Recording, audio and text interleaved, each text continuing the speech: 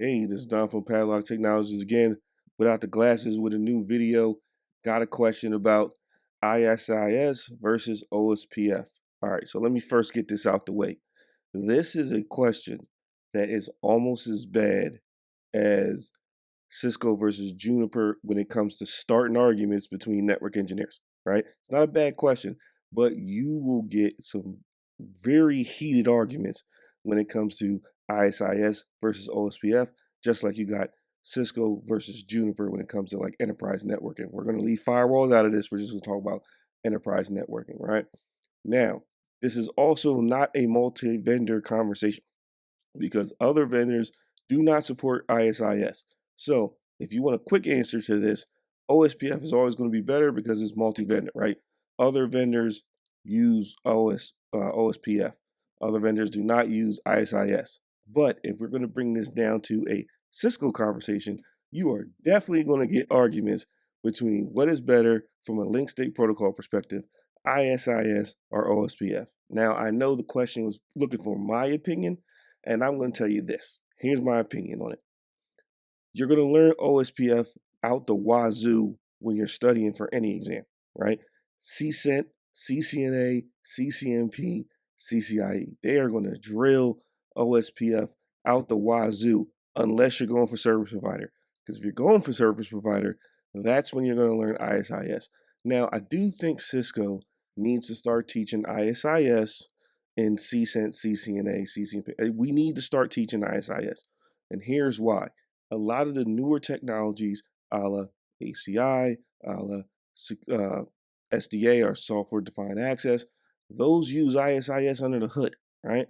And if you get somebody that has only been drilled OSPF, like knock you in the head every day, you're labbing OSPF, well, what happens when they get a technology that uses ISIS underneath the hood? Well, I'll tell you what happened, because it happened to me. You get that big, what the is this protocol moment. And you're like, I have no idea what this is, right? So as a network engineer, I don't care what anybody tells you. I'm going to tell you to write up. Don't just study for the exam, okay? So if it's not in the track, doesn't mean you shouldn't study it, right? So again, you should learn ISIS for real. Like it's a lot simpler than OSPF, right? Now, does it have multi-area? Yes. Now in OSPF, you got area 0, and then you have all your areas off of that. In ISIS, there's only 2 levels. It's level 2s and level 1s, right? And when you think about it, just like the same rule, everything should connect to area 1, everything should connect to level 2 routers, right? Right? So your ABRs really in ISIS is like level 1 and 2s. And when you think about it from an ISIS perspective, think of ISIS as, not so stubby areas, right? So when you connect a level 1 router to a level 1 and 2 router, there is a default route that gets injected into that area, unlike OSPF, where if you have area 0 to a non-area 0, you get a type 3 LSA, maybe a type 5 if you're redistributing in, or not type 5, maybe a type 7. Well, it's type 7 and a not in the NSSA, which gets translated to a type 5. So you'll get that type 5 if you're doing that type of stuff. But in ISIS, it's always going to be a default route, right? And now you could do redistribution from level 2s to level 1, but that is not the natural nature when you set up ISIS stuff. You see how I'm just rattling off ISIS stuff? It's because I was studying to go for my CCIE in service provider, got a little sidetracked on that, but I might jump back on that bandwagon after. I'm thinking I'm going to attempt the CCDE and then probably go back to the CCIE service provider. And then I might be crazy enough to try to go for the data center, but that's just future plans and stuff like that. I'll, host videos going on that journey and studying tips and stuff like that going forward. But again, ISIS is a lot simpler than OSPF. And the one big thing, and this is what causes the bigger argument right here, especially when I used to talk to like engineers about this, and we used to get into some heated debates. The expandability of ISIS is way better than OSPF, right? So, and I'm gonna give you a prime example of this. When IPv6 came out, and I know we have some mixed opinions about IPv6. Don't start a war in the comments about IPv6. I have my opinions about that as well, because it's not the big thing that everybody thought it was going to be, but I know it's still around.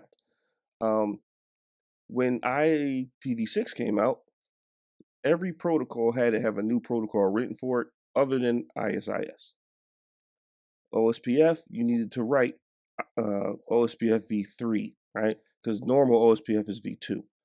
RIP-NG. EIGRP, EIGRP for IPv6. You see how you had to rewrite the protocol, right? ISIS doesn't have that limitation. When you want to add new features to ISIS, you just create a new LTV, right? Because they go off of these things called LTVs. And once you create the LTV, it just gets added to ISIS. New feature just is automatically in there without rewriting the protocol. That's why I believe a lot of Cisco technologies that they're rolling out, ACI, SDA, things in the future, uses ISIS underneath the hood. Because if they have to make a change, they don't have to basically rewrite the entire protocol. That's the problem with the other protocols, right? You got to rewrite the entire protocol to get a new capability in it compared to just writing an LTV and throwing it into ISIS, and everything's the same at that point, right? From a configuration standpoint and all that good stuff. There's no new LSAs or anything. What I'm just talking about OSPF in general. Um, but the limitation of ISIS is one, if you're a multi-vendor environment, you could just shoot ISIS out the window. It's not happening. No other I haven't seen a vendor that supports ISIS outside of Cisco. So if you're a multi-vendor, goodbye. Goodbye to ISIS. Number two, not a lot of enterprise engineers know ISIS. Why? Because it's not taught. That is the number one drawback. It is not taught. And if Cisco is watching any of these videos, listen to me right now. We need to teach ISIS in the certification track. Don't just say, oh, this is really for like service providers, because you're building enterprise level technology that uses ISIS underneath the hood. So why wouldn't you teach it in your enterprise infrastructure track? It just doesn't make sense to me, right? So that is the answer to the question, right? It's not which one is better. It's certain situations you're going to use it. If you're in an all Cisco environment, you might want to look into ISIS, lab it up first, right? Don't have a resume changing event by you going in there and designing a network for ISIS and you really don't know what you're doing, because you will have a resume changing event, number one. You know OSPF, but really know OSPF, right? You don't really know these protocols. I said this in a couple videos ago, where you think you know OSPF, you think you know ISIS, you think you know BGP. When you take that service provider track and you starting to get into like the service provider, how they view OSPF, you realize you really don't know anything about OSPF. And that's a great place to be in, because that means you're ready to ingest new information and learn, right? This game is always about constant learning, constant tweaking, constant reviewing stuff that you already did before, because as you're going and learning new technology, you may suppress something in the back of your mind, and you need to be able to recall that information as soon as possible when you need it. You know what I'm saying? So always go back and review, always go back and learn new stuff. Don't just say, hey, this is not in the track, so I'm not really worried about it. Still study for the track, but always have that other knowledge as well that's not in the track that you're specifically going for, because in the real world, you're not going to have a job, or you're not going to be a consultant if you want to do that, where it's lined up with the track perfectly. That's not going to happen, right? You might get into a network and they're actually using ISIS, and oh, you're CCIE or you're this, that, and the other. You're supposed to know this stuff. Now you look like a fool because you don't know it, and you can't lie your way out of it, right? People have a BS meter and they can quickly smell when you don't know what you're talking about. All right. So again, I like both protocols. I think everybody should study both protocols. And I'm probably going to convert a couple people. If you start using ISIS, you'll probably like it more than OSPF, just because of the simplistic nature of ISIS. But get don't get stumped on the simplicity of ISIS.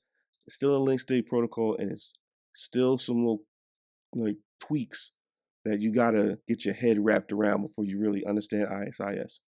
This is Don from Padlock Technologies. If you got any value from this video, please don't forget to share, comment, like, and subscribe to the channel. Doesn't cost you anything but a click of a button. Hope you enjoyed this video. Thank you. and have a nice day.